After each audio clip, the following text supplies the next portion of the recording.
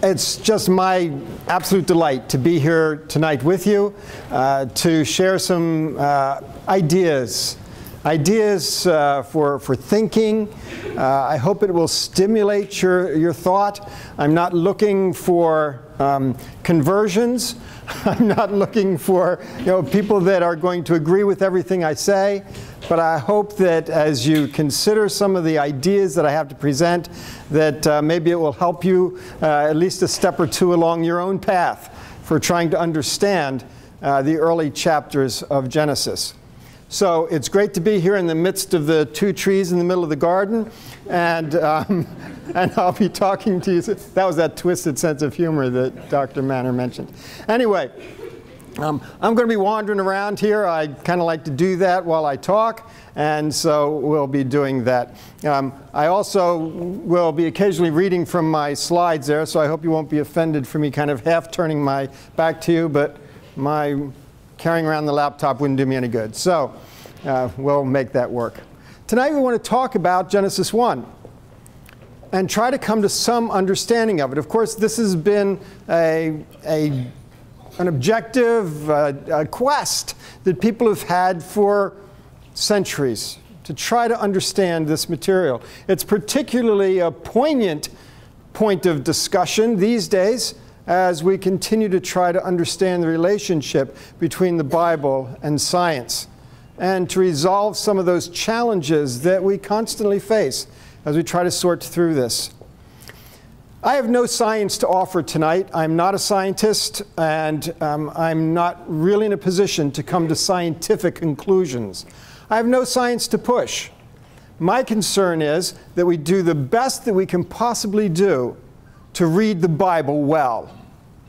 Lots of times what we sense as difficulty in the discussion between Bible and science very much concerns what exactly does the Bible require of us.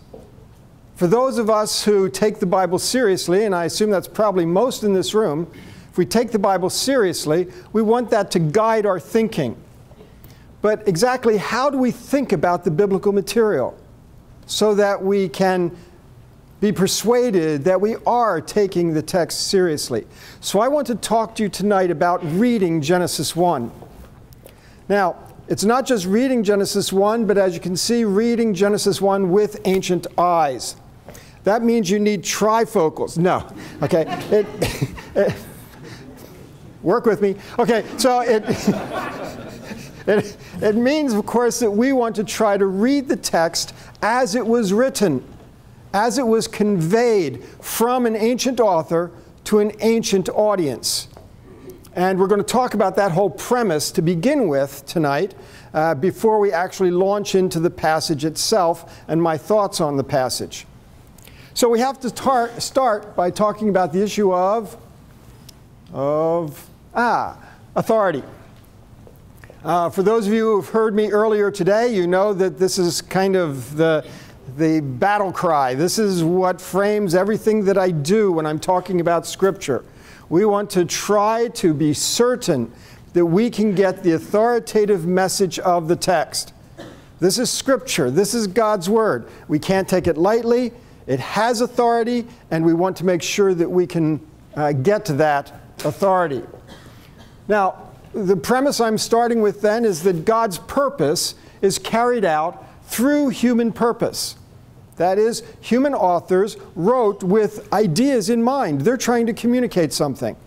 If we believe that they have been moved by the Holy Spirit to do so, then we believe that their purpose coincides with God's purpose. So if we want to understand God's purpose, the authoritative word that He has for people, that we therefore have to get to it through our understanding of the human purpose. If we can't get to it through the human author, we have no access to it. If God had something else in mind besides what He told the human authors, we have no way of getting that. Okay, so we have to work through the human authors to try to understand what their purpose was. That authority then that Scripture has is vested in the human authors. That's the way God decided to do it. We might have objections. We might wish that He would speak directly to us. Okay, but He didn't. That's not the way he did it. So we're working through these human authors, and they become our link to the authority of the text. And everything that I do in the text has to try to preserve that link, because if I leave the author behind, I've left authority behind, and I'm on my own. That's not what we want to happen. So authority is vested in the human author. The text then is written for us, but not to us. That human author wrote in his own language, wrote to his audience, wrote in that culture, with that culture's understanding. And therefore, even though God has revealed himself to the world for all of us, this text is not written to us. And therefore, we have to take steps to join that audience so that we can make sure we get that part that's for us by listening alongside of those to whom it was written.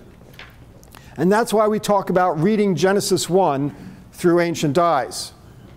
So the message transcends culture, because that message is God's revelation of himself. That's for everybody. That transcends culture. But at the same time, that the form is culture bound. That's why you need translations. And you not only need translations of the language, you need translations of the culture, because both are foreign to us. So we have to take our place in the audience, in that audience that the author is speaking to. We take our place in that audience, again, by understanding the language, but also by understanding the culture. So we have to think about this process of communication and what we think about that. First of all, we assume the integrity of communication between the author and his first audience. The author is not up there in a trance, mumbling away, mumbo-jumbo that nobody understood. Okay? He is speaking coherently, purposefully, communicating to his audience. And we have to assume that there was integrity in that communication, and that the audience would have understood what was going on. That's why we find hope in trying to join that audience and listen in on the conversation. When we talk about communication situations, and again, some of you heard me talk about this earlier today, if you were in whatever session I talked about this, we can talk about high context and low context.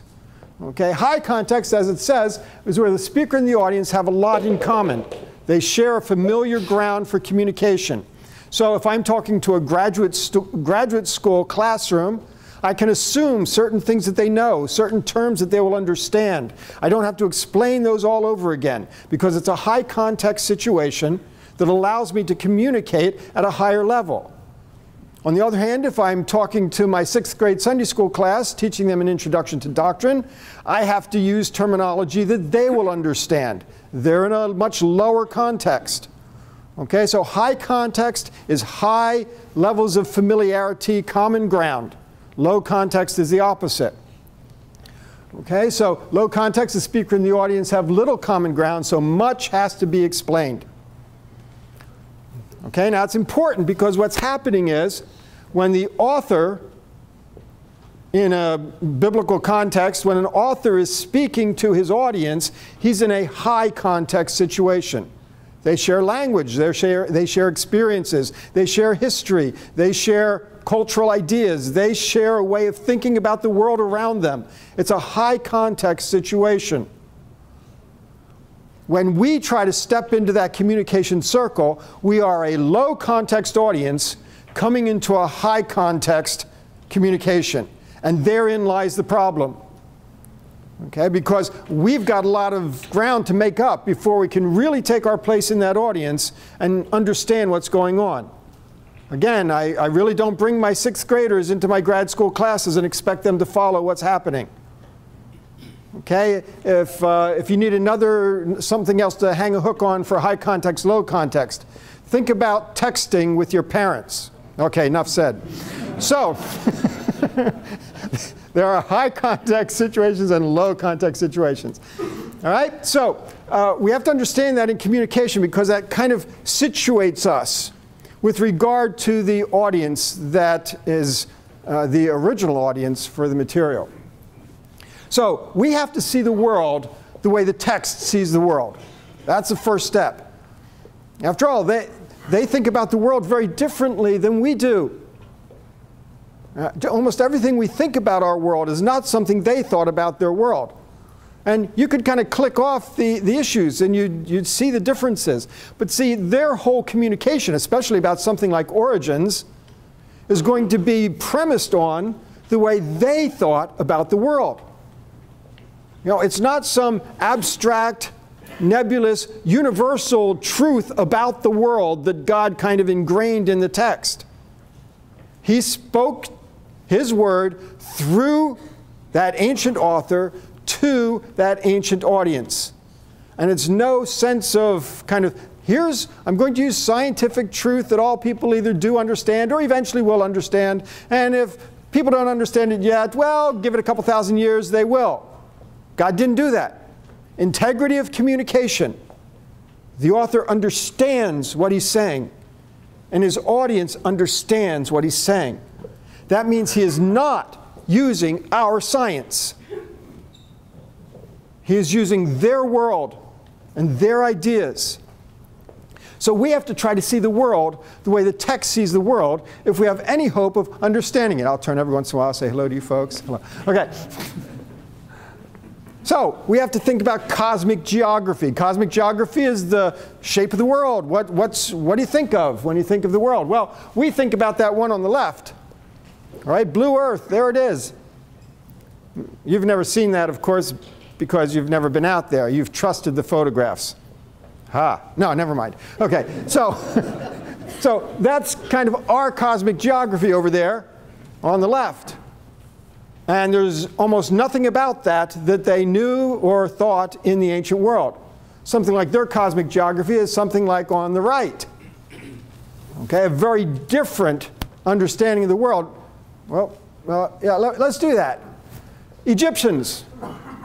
Little diagram from a tomb painting here on the right in more modern style there on the left, my son's artistry. Hope you like it. You know, when they thought about the cosmos, look at what they thought about. Gods. We think about a material cosmic geography. Not them. They thought about gods. And so there's the blue lady is the sky, arched over the earth. And the stars are emblazoned on her underside. And then you've got the earth god down at the bottom.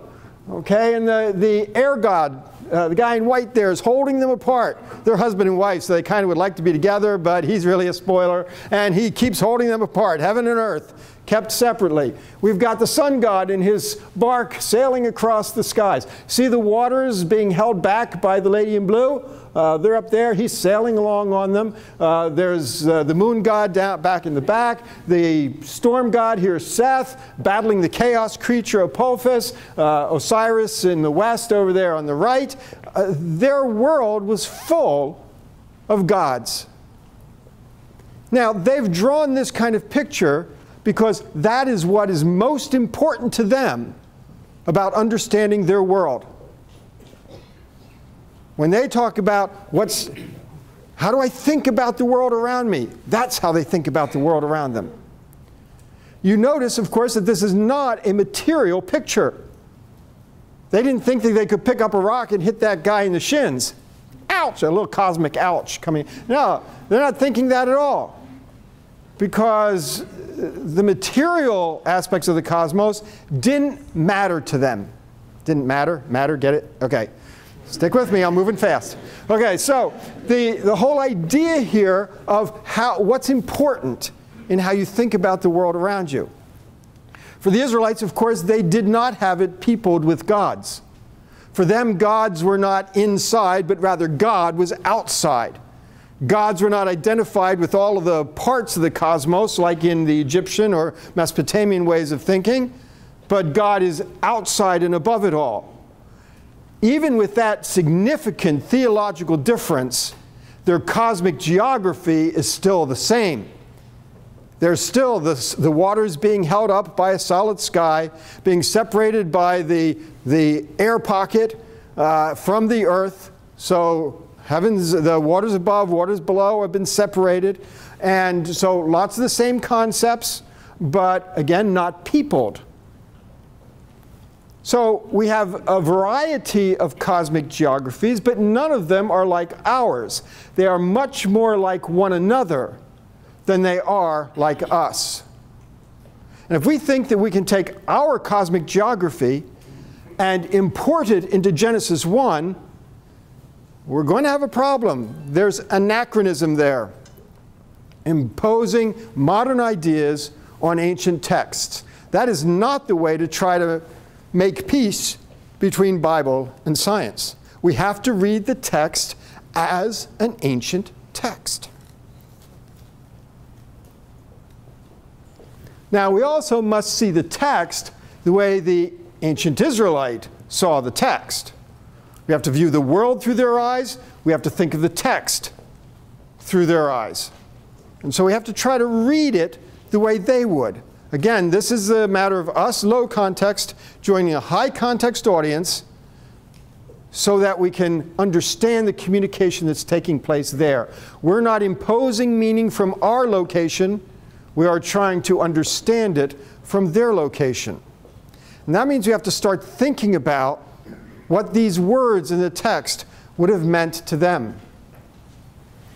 Now, we want to take the text at face value then. By face value, I mean that our goal is to understand the text the way the author wanted to be understood without trying to read anything into it, without trying to squeeze anything out of it. This is just a way of saying we're not trying to make the text be something that we want it to be. We're not trying to get it to answer our questions or extract answers for our questions. We are trying to understand the questions the text was asking and the answers the text was offering. And we shouldn't expect them to correspond to our questions and the kinds of answers we might want. We would never expect the text to address common descent or mutations or evolutionary processes or anything of that sort. Those are not their questions. That's not their world. And if we try to extract answers from about those from a text that wasn't meant to address them, we run a great risk of distorting the text. So, part of understanding the face value of the text is, first of all, to understand what kind of genre they're using. Now, this is a tricky one because our first inclination is to slap a genre label on it and say, oh, it's this or it's that. Some would say it's history. Some would say it's mythology. You know, slapping a label on it. Problem, those are our genre categories that have our definitions of them. No can do. We have to understand how they're understanding the nature of the literature. And the minute we slap a modern label on it, we are suddenly imposing a modern understanding on it. You say, well, what else can we do? I mean, I don't have any Hebrew genre labels to put on it. True. Okay? We don't need to label it. We need to try to understand it for the form of literature it is. After all, that's what genre talks about, form and function. So we try to understand the form and function of the literature. Instead of squeezing that form and function into already established categories that we have, we just open up and try to understand what the text is doing. We don't need a label. We just need to understand it in its own way. So genre is important. Cultural perspective. Again, they're writing the text from their own culture, and we need to be alert to all of that. We also want to ask about the focus of revelation. Now, by focus of revelation, we're recognizing something important about the way communication takes place. Since it's a high context communication, you need hooks to hang communication on. And those communication hooks are not necessarily going to be the actual thing that the communicator is trying to affirm or teach. But he's got to communicate with something. Okay? Now, this is a tough one to grasp. But for instance,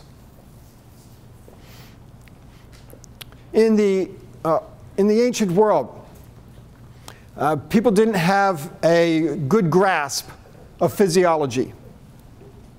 They believed in the ancient world that basically all the cognitive processes took place down here.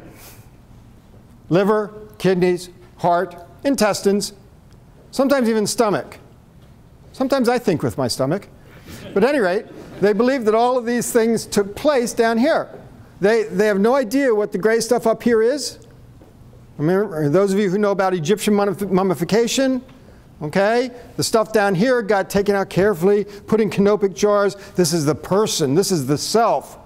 Brain, hook up the nose, pull it out, throw it away. Okay, no use for that. Okay, so their physiology is a little bit goofed up. They just don't have the information. When God communicates to Israel, He does not give them a revised physiology. That's not the revelation. He doesn't say, you know, all those yahoos around you, or even the Gmails around you, think that they think with their guts, but no, not you. You think with your brains, you know, thus says the Lord. No, that doesn't happen. In fact, God uses, for communication, that ancient physiology. And so God will talk about loving the Lord your God with your heart and soul and mind. You say, mind. Entrails. It's the word for entrails. Okay? Your translators have helped you out. Okay, so God does not change their ideas of physiology. He uses the ideas they have because His focus of revelation is not anatomy and physiology. And so He uses that ancient way of thinking as a communication hook, just to hang the communication on.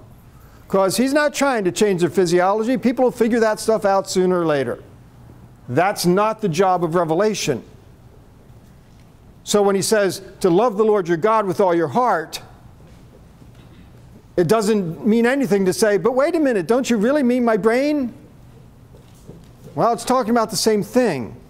But the important part is, I don't care what you think with. Honor the Lord with all of your thoughts. That's the revelation, and that's clear enough to us. And it doesn't matter that they have an old way of thinking about physiology. God can get past that. So that's the kind of thing I mean. There are things that are just communication hooks. It's not the focus of the revelation. That's not what God's trying to accomplish. And He's okay with using the world as they understand it for His communication. So let's talk about science in the Bible just a little bit. I'm just going to hit a couple points. Again, I don't present myself as a scientist. I married a scientist. That was my way of kind of getting by all of this. That was my intention all along. No, it wasn't. But anyway, my wife just happens to have scientific training, and she helps me out with some of these things. But there are just a couple major points that I want to make. First of all, not only did God feel free to use, to accommodate, if you will, their own native scientific ways of thinking, we can further say that there is no scientific revelation in the Bible. I can say that with a great deal of confidence. Many of you know I've written Bible background commentaries. That means I've been through every nook and cranny, every corner and every line of Old Testament to try to explain the ancient Near Eastern thinking behind it. There is nothing in the Old Testament that you would say, oh, an ancient Near Eastern person wouldn't have known that little piece of information.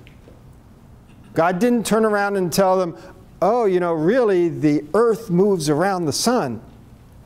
Or really you live on a sphere.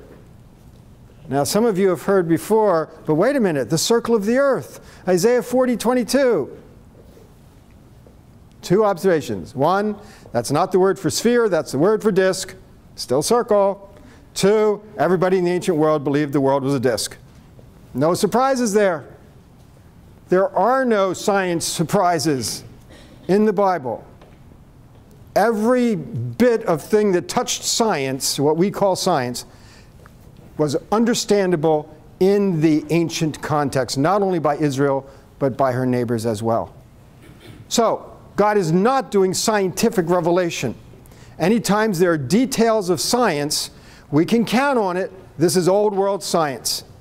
And that doesn't mean that God is trying to affirm it. It only means he's using it for communication purposes because he's got important things to say. And it's not that. Secondly, observation of cause and effect does not remove God from the picture. Psalm 139:13, you knit me together in my mother's womb. We read that, we believe that, but it doesn't make us picket the obstetrics and gynecologist's office and telling them to put God back in embryology. Embryology is okay. But wait a second, no, I didn't grow that way. God knit me together in my mother's womb. Now see, our study of embryology only gives us better ideas about how God does what he does. We don't deny what science can learn about that process on the basis of Psalm 139:13. We rather believe that God is working through that process. The scientists cannot detect God's work. We as people of faith believe that it is God's work. But science can still describe it in the ways that they are able to. Why can't we do the same thing with origins? To say whatever science describes and understands and observes, if it's true, that's only telling us how God does what he does. We'll get back to that. So, cause and effect does not remove God from the picture. Furthermore, in the ancient world, they do not have the same array of cause and effect possibilities that we have today. They would have had no such thing as a category of natural cause and effect. When we talk about natural laws, and things are just following natural laws, and that's how cause and effect works, and that helps us understand things. But in the ancient world, they had no such category. The only two sources of cause were God and people. And of course, people had limited cause, but that was all there was. So there's no chance, there's no random, there's no natural. It's God at work. The fact that we have a category of natural cause and effect then does not remove God from that. We can still talk about God as the cause, as ultimate cause, whatever language you want to use, indirect cause, whatever. Okay? Let the philosophers work through that one. But God as a causal factor in things that we might also identify as natural. Again, giving a natural explanation does not remove God from the causal role. So, just a couple observations then about science and the Bible. So, who's science? Or are we going to think in terms of our science and that the Bible somehow affirms or validates our science? Why ours? Well, what about 18th century science? Might have they thought that God would validate theirs? What about 15th century? 12th? How about New Testament era, Greco-Roman science? Oh, what about the 25th century science? Whose science gets validated? Science changes.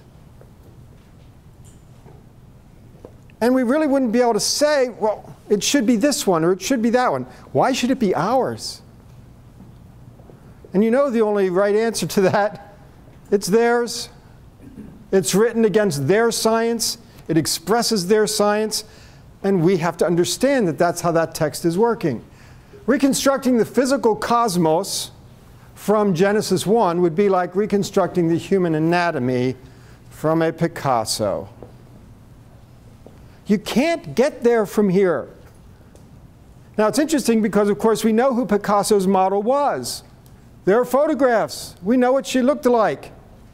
Even if you compared it to the photograph, you couldn't get there from here. Because Picasso's artistic conventions were not designed to result in a photograph or an understanding of what the person looked like. There were other truths he was trying to capture It's your guess with mine what they are, but whatever. That's how his art was working. There's a story about Picasso, art show, accosted by one of his critics, as he constantly experienced, and the guy was just badgering him. I don't understand. Why don't you just paint things the way they are? The way they really are? Picasso said, I'm not sure I know what you mean. Oh, come on, don't be coy. Just paint them the way they really are. I'm baffled by what you mean. The guy whips out his wallet, holds out a picture of his wife and said, see, that's what she really looks like. And Picasso takes the photo and says, she's kind of small.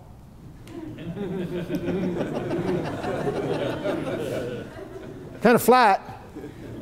And I don't know how she gets along with no legs or arms. Conventions of reality.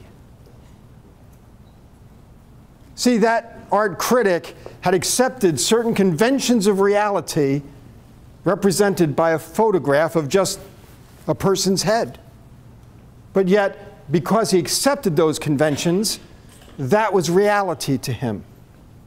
Picasso was painting a different sort of reality.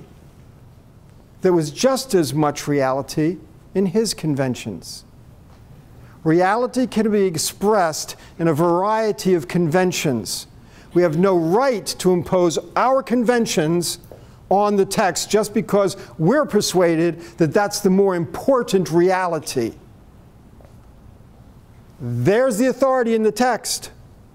We have accountability to the reality that it paints and understand its conventions and the reality that it is trying to express, not to impose ours on it.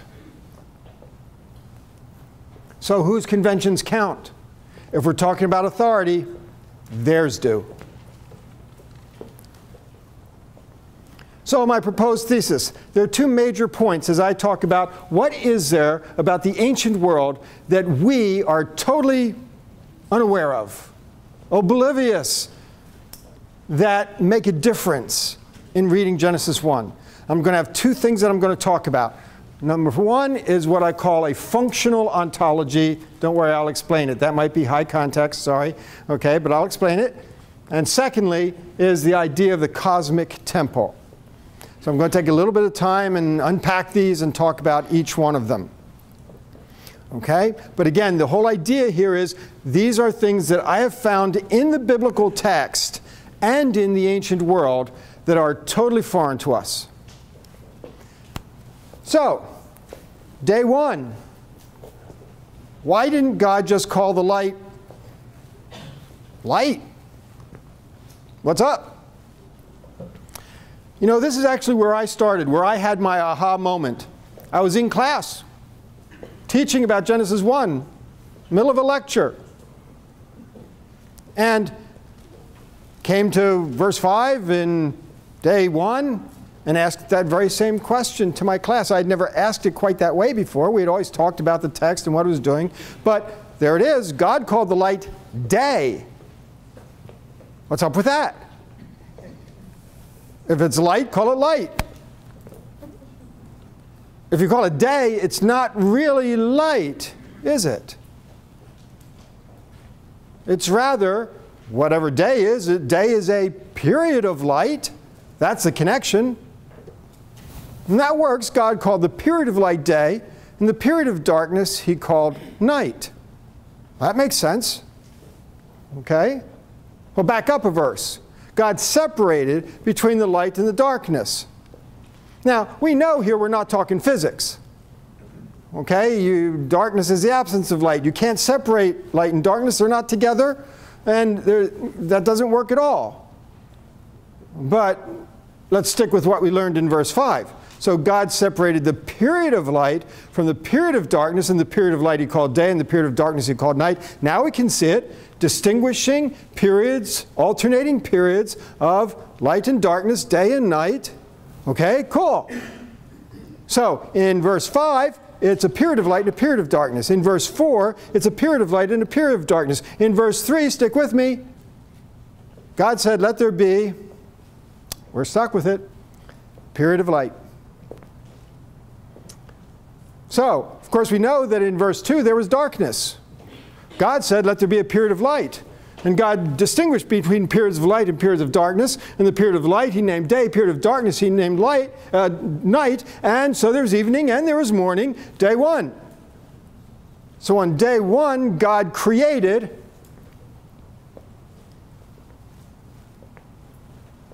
the basis for time, alternating day and night. God created day and night on day one as a period of light and a period of darkness. There is nothing material going on here. We might kind of be able to think of light in material terms. Particle, wave. I don't know about you, but I have trouble imagining all of that. I know the physicists are right. I trust them. But, you know, we still have trouble thinking of light as something material. You know, walk through a sunbeam and bonk. Sorry, you know, I'll walk around that. You know, no, we have trouble with that. But certainly, if we're reading the text as an Israelite read the text, they are not thinking that there's something material there. To them, light is as immaterial as darkness is. And this is a period of light and a period of darkness. This is nothing material going on here. Time. Time is a function. For them, it's not Einstein type of thinking about time, of course. They're not thinking physics there either. What do they mean by time? Alternating periods of light and darkness. Day and night. That's time. This is his first step then in bringing order to the cosmos, an important function that he establishes. Now, that leads us to start asking questions about this verb, God created. What are we dealing with here? After all, if time is a function, then what do we mean that God created? And the time is one of the results of that. So we have to do a little bit of study on the verb create as it is used in Hebrew. Here's some of the results of the study that I offer. It's in Lost World. It's in other things that I've done. Okay, there are about 50 occurrences. God is a subject, so it's a divine activity. But what's most important is look at the direct objects. After all, we find out what kind of activity a verb represents by looking at the direct objects. What happens? What's the result of creating? Okay, so we look at it and wow, look at these things. We're dealing with a whole list of direct objects that are not material in nature. Well, what in the world would it mean for God to create something like Jerusalem? Okay, God create the nations. God create purity. Create in me a pure heart, O God. We're not talking about a heart transplant here. Remember what heart is in that ancient context. We're not talking about a brain transplant either. What is it to create a pure heart? Now we can get a little glimpse of this because even in English we have a variety of ways that we use the verb create. After all, we can create a masterpiece. We can create a committee. We can create a curriculum. We can create havoc. There's all kinds of things that we could talk about creating that really is not a material process. Remember, here we're interested in understanding what Hebrew terminology means. Once after I gave a lecture like this, a lady came up, she was very irate, she was very upset with me, she didn't like what I was saying, she didn't like my theories at all, and she said, "Why can't you just read the text? Why can't you read the word for what it is? It says create." You know, and I mean, it must have been the spirit. I graciously did not open my Hebrews text and say, "You start." Okay, but see, that's the issue. We are looking at Hebrew words that have meaning to a Hebrew audience. And we have to learn what that is. And when we find that create can be used in all of these kinds of contexts where nothing material is going on, we have to start asking the question, what do they understand by this word create?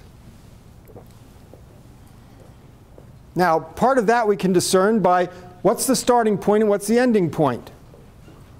Okay, in the biblical text, first of all, I would propose to you, and I'm not going to argue this, I'm not going to try to demonstrate this point. It's not one that I hold myself. I mean, I do hold it myself, but I didn't make it up. Lots of Old Testament people believe this.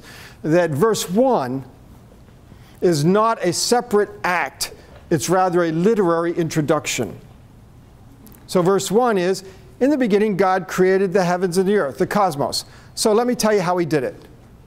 And then it's the 7 days that he tells you how he did it. And then the result is at the end of those 7 days, so God completed the heavens and the earth that he had made. Okay? So that's the way that he proceeds. I need to keep moving with my time here, don't I? Okay, so we start then in verse 2, where things are formless and void. Notice it doesn't start with no material. The sea is there, the deep. Okay? It's already there. And so if the starting point is not without material, then we think that maybe he's not trying to tell you how all material came into being. Rather, the starting point is no functions. It's not working. It's not ordered. No roles have been established. And so it's lacking matter. I mean, it's not lacking matter, it's lacking order. Darkness and sea are elements of disorder, sometimes called chaos in the ancient world. Tohu, the words here, tohu vavohu, formless and void, means lacking worth or purpose, a place where nothing is done. We have an Egyptian parallel. They talk about the non-existent, and it's things like the desert and the cosmic oceans. To them are non-existent. So here, both in Hebrew Bible and the rest of the ancient text, we're getting the idea that existence is not defined by material shape, structure. That's not how they define existence. If non-existent can be something that we would call material, then existence is not defined by the material. Here we're talking about ontology. What does it mean to exist? Something exists by virtue of what? For us, it exists by virtue of having a material structure. We can perceive it with our senses. And so we say it exists. I can see it. I can touch it. It exists. Our ontology is material. But that's not the only way ontology can be. But see, we would never even think that there could be another option. We are so persuaded of our own ontology that we don't even think of another possibility. But in the ancient world, I propose, their ontology was functional. That means something existed when it was given a function and a role in an ordered structure. Okay? So, the line between existence and non-existence is a functional line, not a material line. That is their functional ontology, and that's how they thought in the ancient world. And we can see evidence of this in the Bible as well. Functions in creation. We already talked about day 1, time. Day 2, weather. God puts the weather systems as the ancients understood it. Waters above, waters below. That's how the weather works. Separated by an air pocket and a solid membrane. That's how weather works. And remember, the science part is just hooks. Just like the heart. It's just hooks to hang things on. We don't have to go find the waters above or the waters below the way they thought about them, just like we don't have to figure out how our blood pumps carry out cognitive exercises. Okay? We don't have to do that. We accept that that's the hooks to hang things on. God is not revealing science. His point here is that God set up the function of weather. Okay? Now, some people think the word used for the expanse, the firmament, rakia in Hebrew, some people think it's the solid thing that holds back the waters. It might be, in which case it's material, but it's not something that we think is material. We don't think there's anything solid up there. You know, NASA rockets, boink. You know, we don't think that. Okay? If it's the air pocket, which I've been recently more inclined to think, okay, that's not material.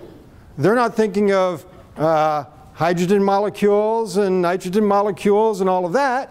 It's their world, and it's an air pocket. It's nothing.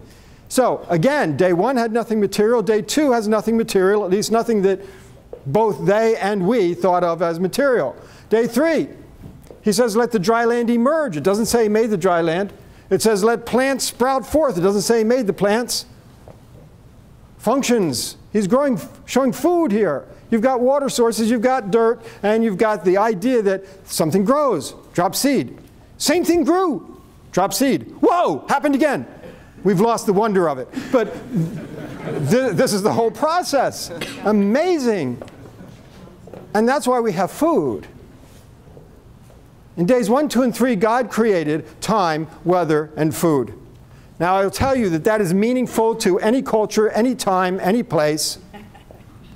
And it's what we talk about at the bus stop in the supermarket. Time, weather, and food. Somehow quarks haven't slipped into the conversation yet.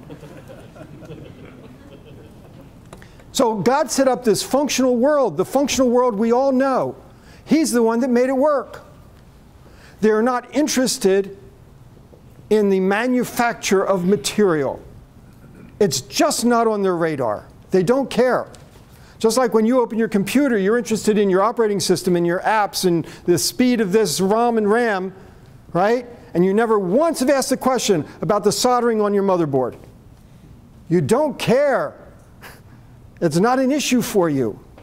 You care about the functions of that computer. And so in the ancient world, they cared about the functions in their world because it's a world that's run by God or gods, and who's in charge is what's important. It's a business, it's a kingdom, it's not a machine. And the material parts were of no concern to them. Look at Genesis 8:22. After the flood, God restores all of this.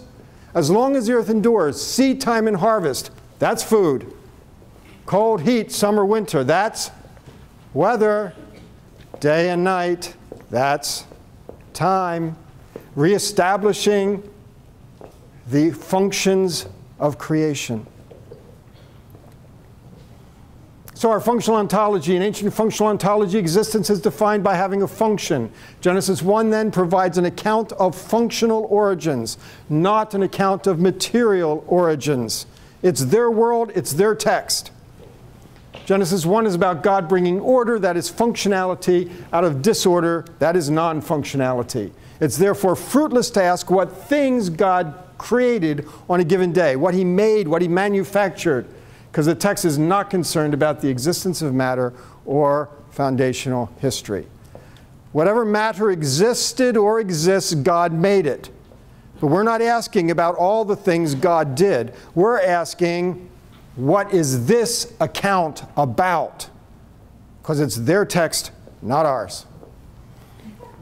Dilbert, every project you worked on this year got canceled after reorganization. Functional negation. You did nothing. It's as if you didn't exist. Functional ontology.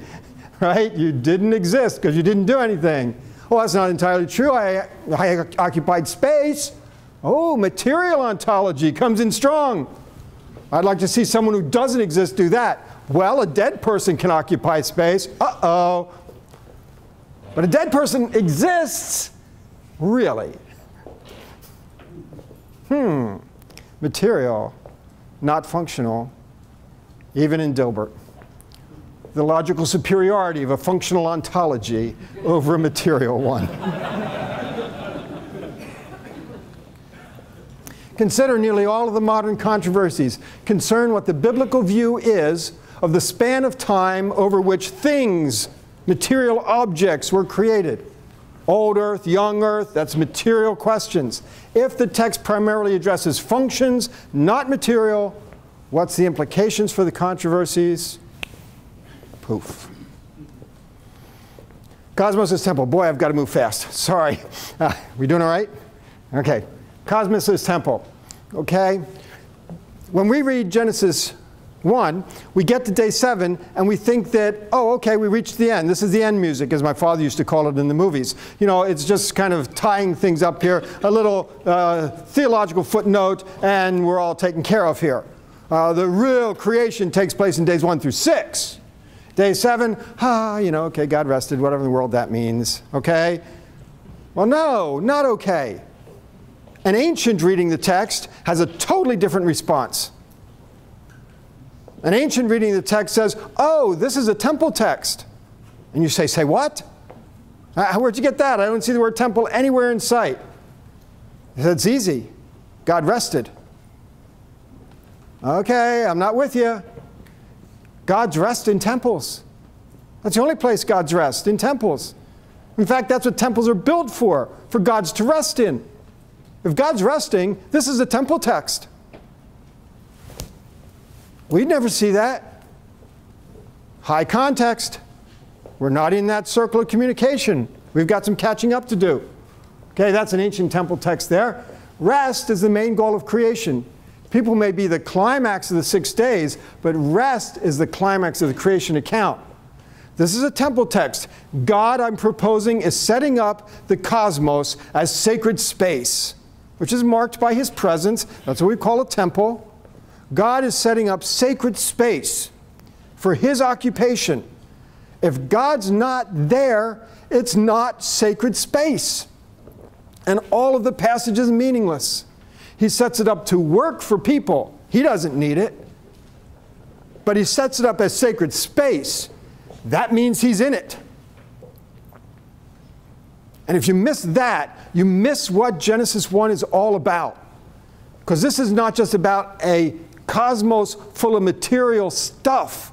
It's about a cosmos that is sacred space, working for people with God in it to relate to these people that He has created.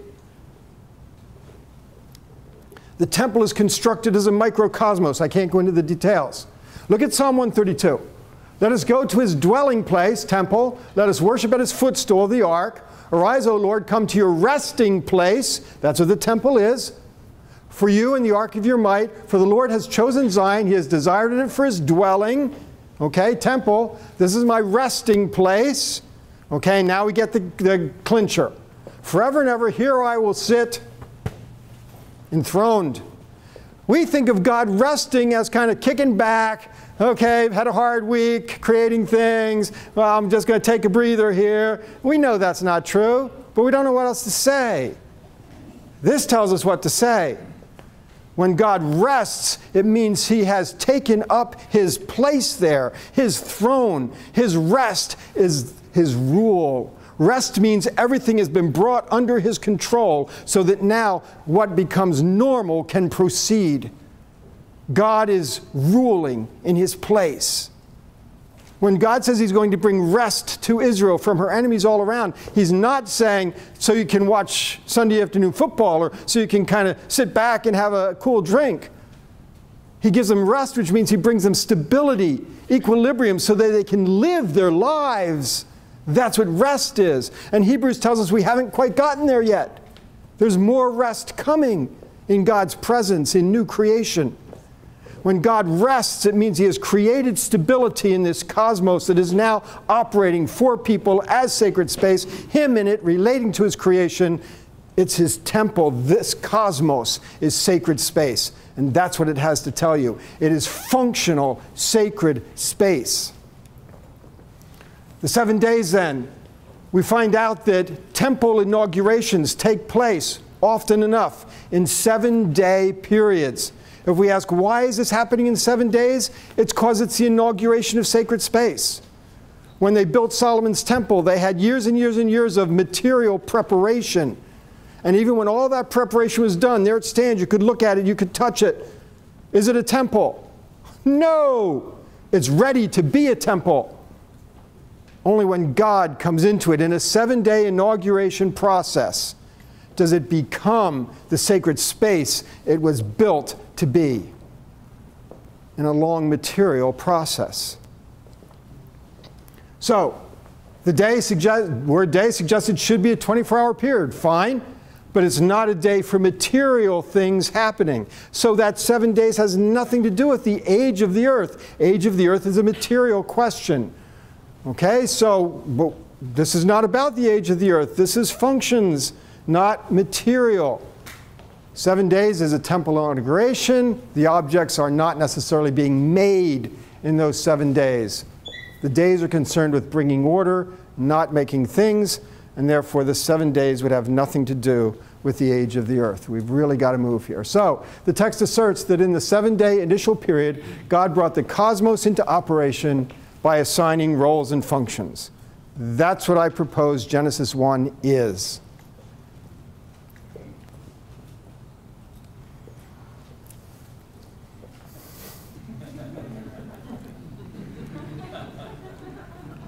I'd better stop there. Thank you very much.